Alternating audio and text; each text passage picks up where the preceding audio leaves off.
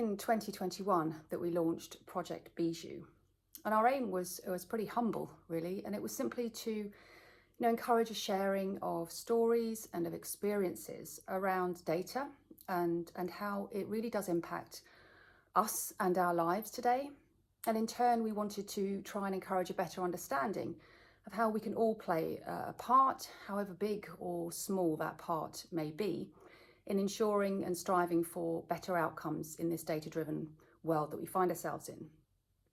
And conversations around these impacts have really become a lot more pressing, I think, lately, and we're certainly seeing a lot more public discourse in this area. And this discourse is, I think, really critical. And there's a wealth of brilliant people working in this area, thank goodness that there is. And it's so wonderful to be able to have an opportunity to highlight some of the work that they do and celebrate some of the work that they do. And we couldn't quite believe last year that Dr. Susie Allegre agreed to present our inaugural Bijou lecture. But I think it does point to the fact that these are shared issues and there are shared concerns. And there's a shared desire, I think, to work together better for a less dystopic future. And we are nothing if not ambitious. And I'm so thrilled that we have yet again got a contributor of such high caliber for this year's talk. Now, those that know me will know that I'm a bit of a bookworm. There's so much information out there these days, but I find that books allow the author and of course the reader to get beyond some of the noise, some of the sound bites. It gives us a chance for some really thoughtful, reflective considerations of these increasingly complex issues. And I came across a book recently, a newly published book called Beyond Data, Reclaiming Human Rights at the Dawn of the Metaverse. And the author, Elizabeth Renieris, is one of the leading experts in this field. And I, of course, ordered the book as soon as it was published. I have a habit of doing that with new books. I read a lot, I love reading, and I try to learn from what I read. But occasionally you come across something that really does stop you in your tracks when you read it. And this happened to me with this book. Chapter 1 starts, for more than 50 years, we've been so busy protecting data that we've largely forgotten to protect people. And for someone who spent their entire professional life working in data protection, reading that really hit me. It really made me think. We of course need to understand the legal framework that sits around data, but perhaps it's a bit easy to allow that to take our focus away from what really matters, that what happens to data is what happens to people, that this is not always about spreadsheets and databases. It's about us. And Renieris brings such a beautiful clarity to that point. And I think it goes to the very heart of our lives today and tomorrow and what we're trying to do here at the authority. So it is an enormous privilege and very, very exciting to welcome her to the Bijou Lecture for 2023.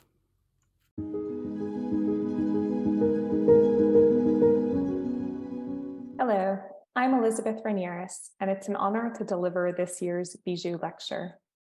Before I properly introduce myself, I want to thank Commissioner Martins and the Office of the Data Protection Authority for inviting me to share some thoughts with you as we approach the 5-year anniversary of the GDPR's application and as we enter a new age of AI.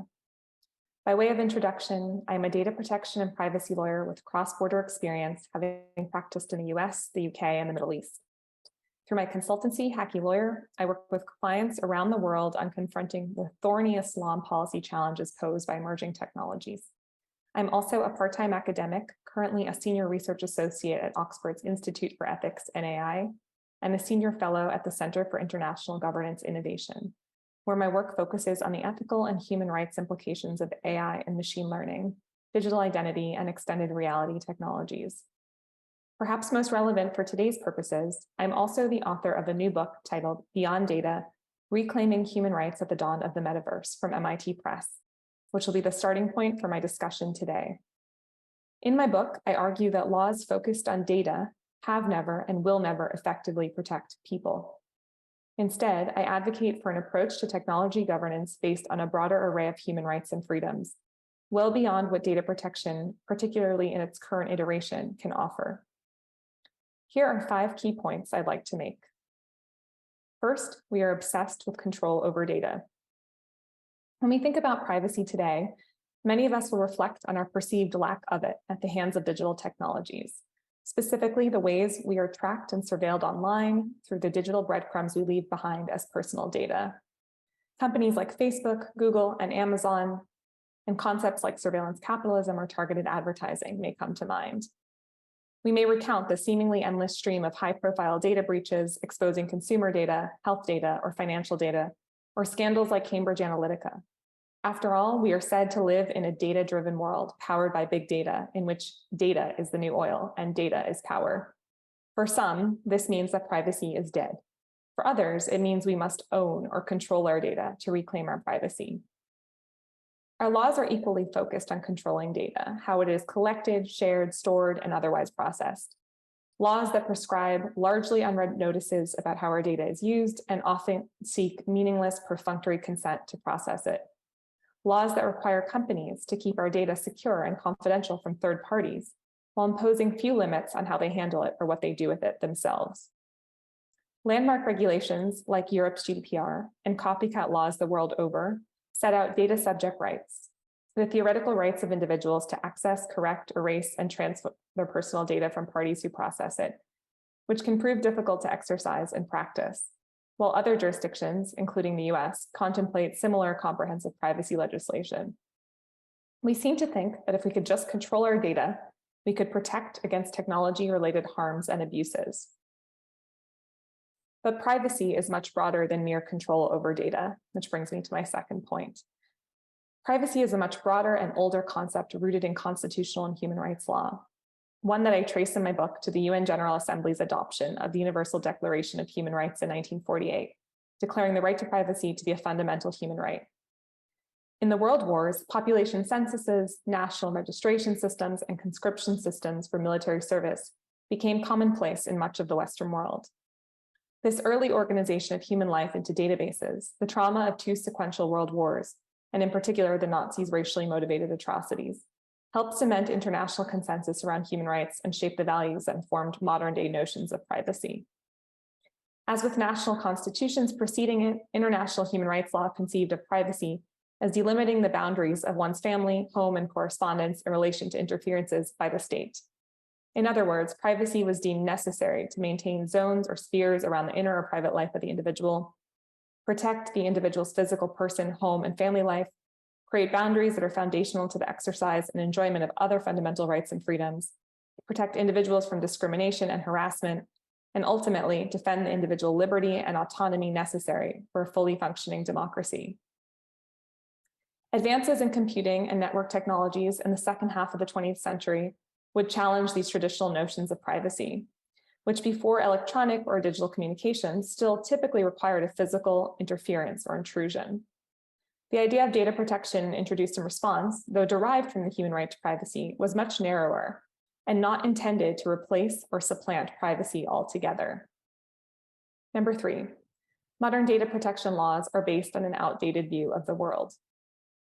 The earliest data protection laws in relation to digital databases emerged in the 1970s, in the early days of personal computers, a time when data about people was collected by known entities, typically governments, and stored in clearly delineated databases, both analog and digital, for clearly defined purposes. A world in which it was possible to map personal data flows at scale and to separate the online and offline environments. These laws hinged on the idea that with sufficient notice and transparency, individuals could meaningfully control the ways in which their data is accessed, used, shared, and processed for specific purposes. This original paradigm is still the prevailing approach codified in modern data protection and privacy laws, including the gold standard GDPR. But that world doesn't exist anymore. Instead, we live in an increasingly cyber-physical world in which data constitutes the built environment, flowing through the vast web of Internet of Things devices, sensors, AI and machine learning systems, including deep learning and neural networks, and increasingly virtual, augmented, mixed, and extended reality systems at an unprecedented scale and speed. A world in which it is increasingly impossible to separate online and offline environments. Data supply chains have become so complex and convoluted that few companies have a handle on the data they collect, store, or process, or can effectively map their own data flows. The idea that any single individual could exert any kind of meaningful control over their data in this environment is pure fantasy. And yet, our laws continue to propagate this view. Number 4, privacy has become the handmaiden of tech-related harms and abuses. This gap between the world we live in today and the one presupposed by data protection laws leaves us vulnerable to a loss of privacy in its original sense, as well as deception, manipulation, discrimination, harassment, and more. It also allows companies to refashion the right to privacy in their own image as a technocratic exercise in the confidentiality and security of data. Until very recently, private actors have relied on largely ignored terms of service and privacy policies, as well as their asymmetrical bargaining power to exploit user data. As these practices are challenged, they are increasingly embracing privacy-preserving or privacy-enhancing technologies. A wide array of technical means, tools, and approaches to help mitigate data privacy and security risks, such as the risk of revealing sensitive attributes present in a data set. Examples include homomorphic encryption, differential privacy, on-device machine learning, and synthetic data generation. But when privacy is reduced to the mere privacy, confidentiality, and security of data, there are virtually no limits to what companies can do or the activities they can undertake, as long as they safeguard and secure any data they process along the way. In practice, this distorted mathematical or technocratic notion of privacy vis-a-vis data protection has incentivized dominant technology firms to bring more into their own ecosystems, deepen their vertical integration, and use privacy as a shield against competition, making us more vulnerable to control, manipulation, and exploitation by entities wielding unprecedented power.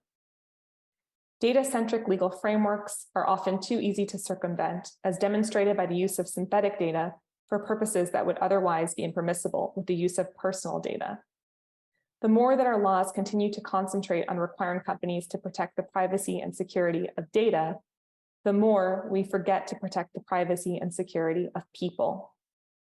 As companies continue to find ways to move beyond data, so too must our approach to governing digital tools and technologies. Number 5, we need an approach rooted in a broader set of human rights. As data comes to permeate everything, we are at risk of asking too much and too little of data protection. On the one hand, data protection has become a kind of panacea for harms wrought by technology, acting as a kind of broad sweeping, albeit ineffective tool for technology governance, far more than it was ever designed to do. In fact, as everything quickly becomes fused with data, we increasingly equate data protection or data privacy for my American friends with privacy more generally. This asks far too much of data protection. And at the same time, we are demanding too little. Our data-centric approach to technology governance has enabled dominant corporations to effectively reduce the once potent notion of privacy to a technical exercise in ensuring the security and confidentiality of data. Core data protection principles related to data, such as data minimization and integrity, have crowded out other core principles focused on lawfulness, fairness, and transparency towards people, and the ultimate accountability of entities. In this way, privacy and the derivative right to data protection have grown divorced from the human rights framework from which they derive, and in turn, lost much of their efficacy and power. In fact, there are more than 30 fundamental human rights and freedoms that apply to our human experience, whether at the hands of digital technologies or otherwise. As the real and virtual worlds continue to blur, eroding neat binaries like online and offline, and as everything becomes infused with data, there will be no such thing as digital or data rights, only rights. So long as technology governance is predicated on data or specific technologies, it will be wielded and shaped by those who control both, namely powerful commercial interests. Only when technology governance is predicated on human rights, which attach by virtue of our humanity, will it be framed by human interests. In fact, the human rights framework offers us the only truly human-centric, technology-neutral approach, and it is our best chance of moving beyond data. As with my book, I hope this conversation can help us shift the focus of technology governance away from data and back to what really matters, protecting people. Even as data protection practitioners and professionals, we can center people and their protection before concerns about data.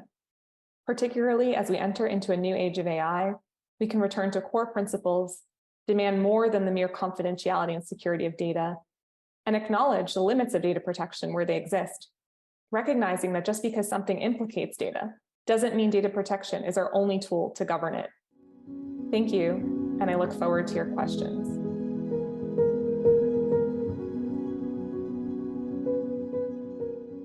Elizabeth, thank you again for joining me. I wondered if we could just start by talking a little bit about the inspiration behind your work Beyond Data, Reclaiming Human Rights at the Dawn of the Metaverse.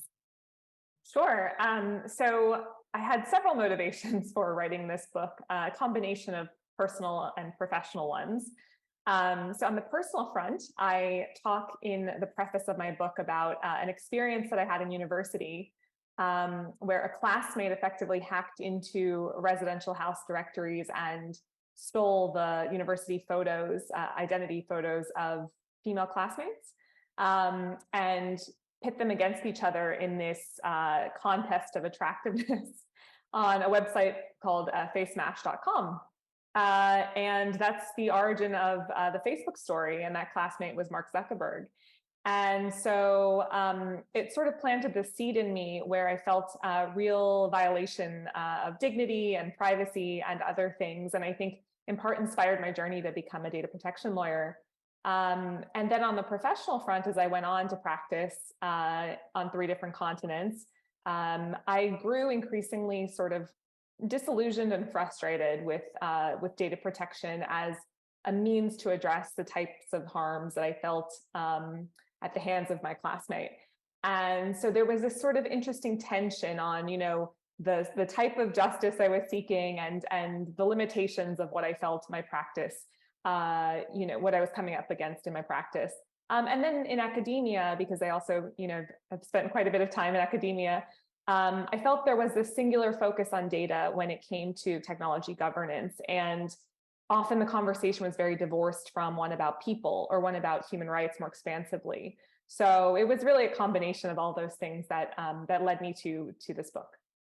And that's really one of the things that really resonates with us is when you talk about that we need to go beyond data in order to protect people. Why do you think there is such a disconnect between data protection and protecting people? Yeah, it's a great question. I mean, personally, I think it's bad branding. So I personally think the term data protection hasn't done us any favors. In the States, we'll sometimes call that data privacy. And of course, it suggests that that's about protecting, the privacy of data. And of course, in my book, I walk through how really the right to data protection is grounded, is rooted in the human right to privacy and was intended to protect people. Really, it was all about people at the start. But it's certainly a misleading term that I think centers data.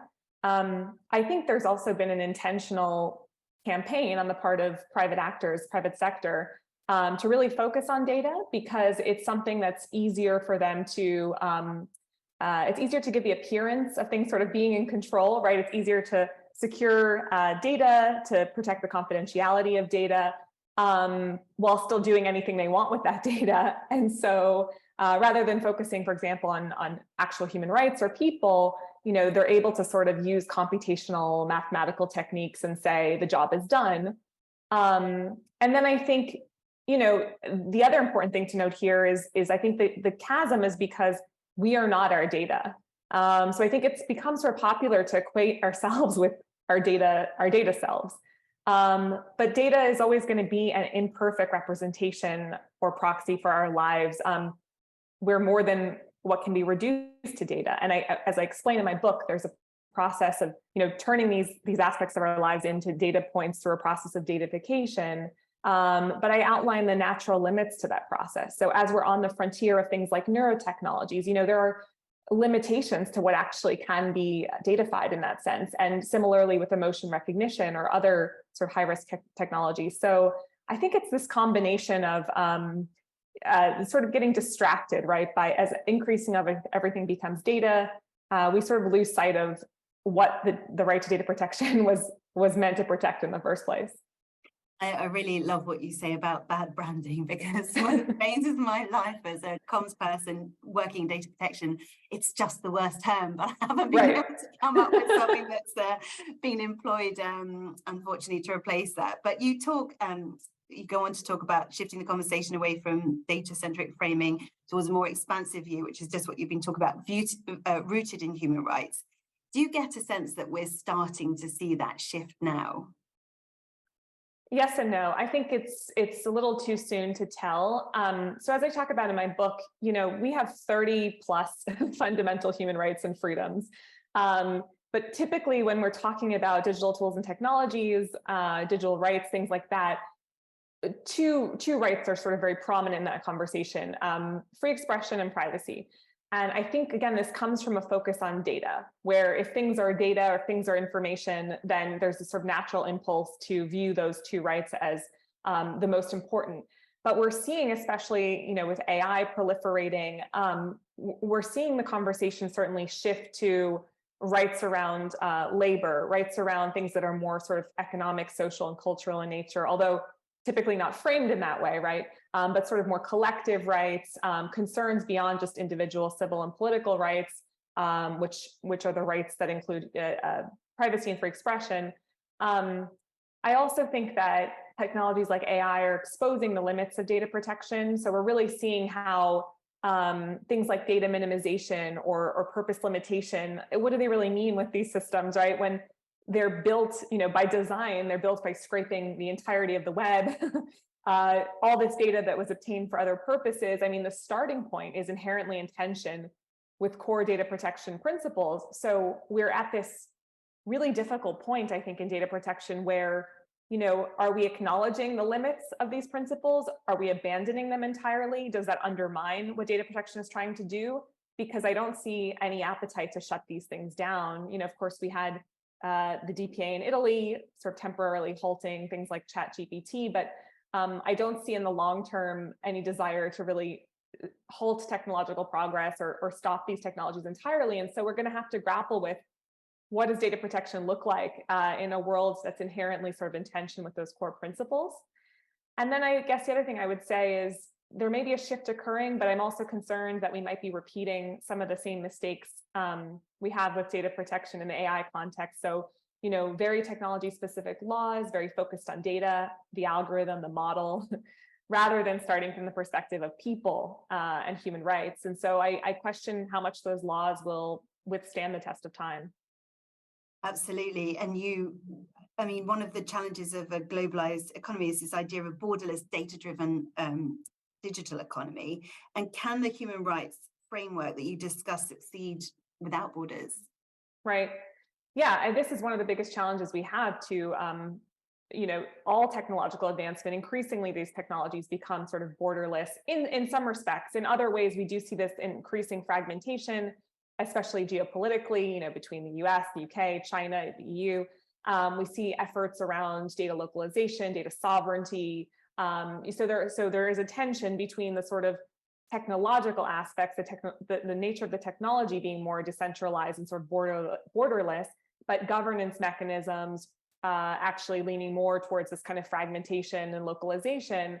I think if anything has a hope of succeeding across borders, it's governance predicated on the human rights framework, because it's the closest thing we have to some kind of international consensus. It's not perfect. I talk about the limitations in my book. I talk about the fact that human rights are particularly precarious right now because of the geopolitical environment that we're in. Our institutions, are very fragile. But at the same time, I can't think of anything else that would be a better starting point for global governance. So I personally believe that it's our best hope. And I think that now is really the time to reinvigorate and lean into our existing human rights frameworks. And you wrote the book, I think you started, was it in 2020, sort of at the beginning of the pandemic? Right. And it feels very prescient.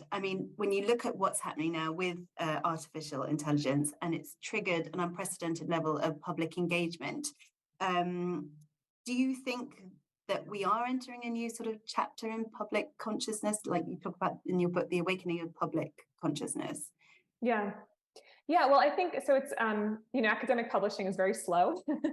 And of course, I completed the manuscript long before tools like ChatGPT were available to people on the market. So I couldn't directly address those types of generative technologies, for example, in my book. However, I'm feeling extremely vindicated by what's happening now, in the sense that it completely, to me, reaffirms my thesis, which is that if we just focus on the technocratic protection of the security and confidentiality of data, we have no hope of governing AI tools built on the way that they are on data. And so I think that a more expansive human rights framework is our best hope here. And I do think, again, we're seeing some of a shift in the conversation, although it's not necessarily being framed in terms of human rights. Unfortunately, I'm seeing a lot of calls for, new governance frameworks, new laws, new agencies, new oversight bodies, sort of throwing out everything that we've built over the last, 50 to 75 years that could be very powerful. And so I'm worried about this kind of policy obsolescence, where we're continually reinventing the wheel rather than reskilling existing authorities, upskilling. Again, the way that these technologies are built, right? They're not built from scratch. They take what exists and they continually refine and reiterate. And I think that's really the way we should approach this from a governance standpoint, which is, to work with what we have, to fine tune it as we go. And I think this is where data protection could be a lot more powerful. At the same time, there's always this competition for resources. Now we have new regulators coming online, and we have to think about the sustainability of that. What's interesting about data protection is that sort of horizontal type of regulation as well, because it impacts on every single sector. But one of the things that we're trying to do, because we're well aware of the sort of limitations that we have as a small regulator in a small jurisdiction. So with our project Bijou, what we want to do is create this cultural shift around how people's data is treated in any context. And do you think that a cultural shift can do more than legislation to create checks and balances for advanced technologies? Yeah, absolutely. I mean, I think that will probably come before lots of regulations. And I think the zeitgeist has been the biggest driver. I think since, Cambridge Analytica, the Great Hack, subsequent sort of films and things in popular culture, I think really have shifted the conversation and certainly increased the demand for, privacy and data protection. And I think that's probably driven market outcomes more than the laws and regulations at times. And that's great, because that means it can sort of mutually reinforce what data protection authorities are trying to do. You talk about reclaiming our power by remembering a time before data and imagining a future beyond it, which is quite a powerful phrase. What does that look like to you? And where would we be in 5 years' time if you could be in charge? I mean, it's such a difficult thing to imagine, I think, particularly for people who have come of age, in the era of the internet, in a world of data, my peers and sort of peer generations. I think in my mind, it goes back to this: what was the genesis of all this? What was the context for all this? The context was, again, heightened geopolitical tensions, two great world wars, a sense of exasperation and but also hopefulness around an international consensus, and fundamental things that we felt were core to kind of international peace and stability, one of them being this sort of notion of a private life. And so I think if we could try and project into the future of what does that mean, putting aside data, what would a private life look like? What are the things that we seek to protect in that way? Is it freedom of thought? Is it freedom of association? Is it these other rights and freedoms? We mentioned Susie Allegro was a speaker in the series last year. I mean, I think those types of rights and freedoms are overlooked in this conversation, but they're critical to the interior life. And so, the reason I have this subtitle in my book about the metaverse, and that's very tongue-in-cheek, is because, if we're in a space where everything is, connected, if everything's online and we're online all the time, and there's a pervasive sort of data stream flowing across people and environments, some people will say privacy is dead. I say privacy is, completely revitalized in the sense of, again, what is the interior self in that context? So it's hard to say. I mean, we see how quickly things are moving. What will things look like in 5 years? I have no idea. I don't want to make those predictions, but I think the best way that I can think about it is, again, putting data aside. As an individual, what do I think I'm protecting as my interior life and my private self?